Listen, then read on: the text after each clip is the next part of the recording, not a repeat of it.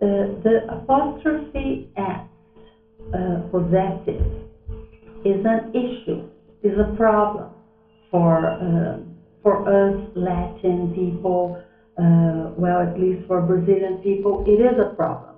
Our construction is completely different, and when we want to indicate possession, so we have to switch things around. This causes confusion in our minds,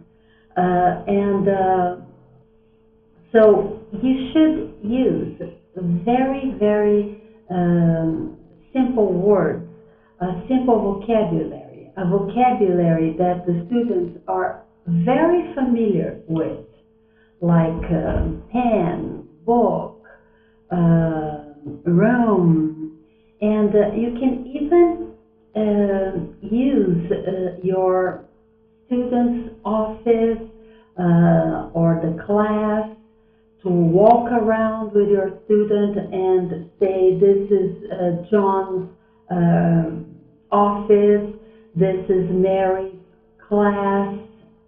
Very simple vocabulary, because your main subject is this, to teach something that is very strange to your student. And the reason I'm saying this is that sometimes we see people introducing this with nouns like members of a family.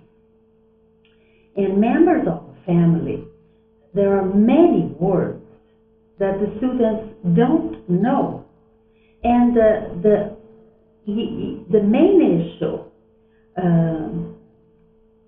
goes away. Instead of teaching the possessive, you're teaching new vocabulary to the students, and it loses the purposes of dealing with something very important that is difficult for them. So these nouns, the members of a family, students should know them from the very beginning, like when you start teaching a class, like father, mother, brother, sister, and they already know these nouns. But the other ones, father-in-law, nephew, cousin, uncle, aunt, this is a huge vocabulary to be introduced with the possessive, right?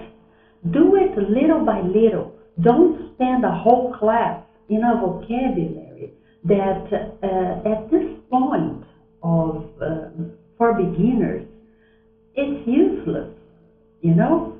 Apart from knowing father, mother, son, daughter, brother and sister, everything else is useless. And it should be introduced little by little.